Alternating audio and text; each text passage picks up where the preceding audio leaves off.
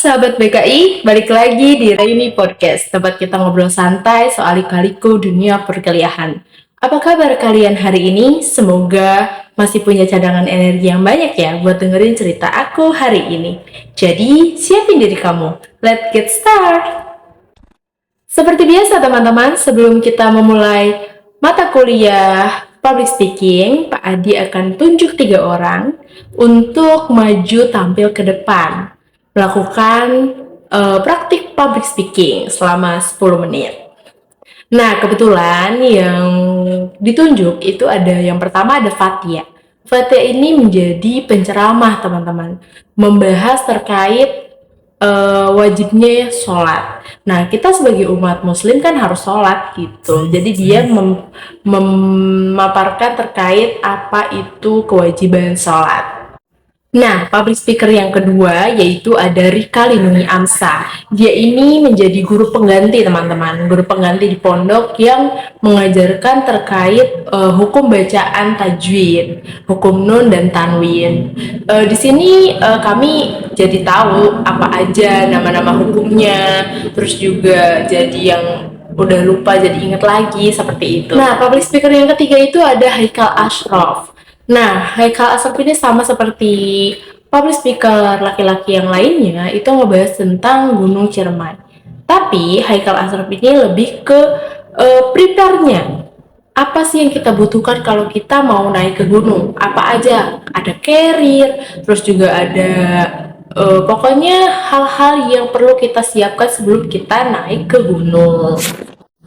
Nah, setelah 3 public speaker itu menampilkan, kita dipersilahkan Pak Adi untuk memberi masukan atau saran terhadap ketiga orang itu.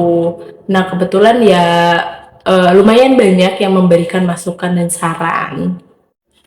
Selanjutnya Pak Adi mempersilahkan kita untuk melakukan sesi presentasi. Nggak usah lama-lama, pokoknya sampai 16.30 seperti itu. Nah, ini kelompok 2 ya teman-teman, membahas terkait fobia. Fobia apa sih? Fobia speaking atau yang sering kita kenal sebagai demam panggung. Intinya ini adalah rasa takut berlebihan saat kita harus ngomong di depan banyak orang. Soalnya kan ada orang-orang yang dia belum terbiasa untuk ngomong di depan banyak orang karena dia merasa takut ataupun gugup. Dan ternyata juga teman-teman, kondisi ini sering banget kan terjadi baik di sekolah, kuliah, bahkan di dunia kerja sekalipun. Makanya kemampuan public speaking itu penting untuk diasah karena ya untuk kesejahteraan masa depan kita. Oke, masuk ke pembahasan. Pembahasan yang pertama yaitu demam panggung. Biasanya muncul karena kita takut dinilai orang lain. Takut setelah ngomong itu tuh kita salah apa enggak ya gitu. Kurang persiapan atau kurang percaya diri. Gejalanya juga macam-macam. Misalnya ada jantung berdebar, tangan gemetar, keringat dingin, lutut lemas, tenggorokan terasa tercekat, sampai tiba-tiba bisa lupa materi. Padahal sebelumnya udah belajar banyak. Pasti dari kalian banyak yang relate kan?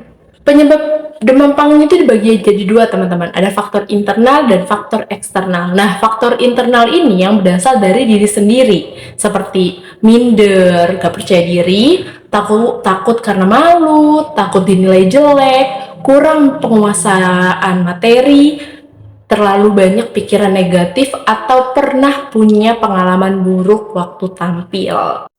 Faktor eksternalnya yaitu dari lingkungan, misalnya tekanan dari audiens, takut diejek, ruangan yang gak nyaman, penonton terlalu banyak, atau alat presentasi yang bermasalah.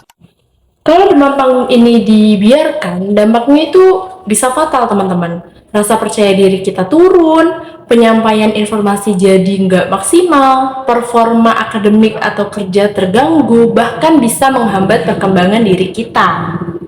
Makanya penting banget buat belajar mengatasinya teman-teman. Adapun cara mengatasinya tuh sebenarnya cukup sederhana ya, tapi harus dilatih terus-menerus. Yang pertama yaitu menenangkan diri, latihan berbicara, mengatur napas, fokus pada materi, menjaga bahasa tubuh, dan berpikir lebih positif. Selain itu, jangan terlalu mikirin penilaian orang. Fokus aja sama diri sendiri, fokus aja sama pesan yang akan kalian sampaikan kepada audiens.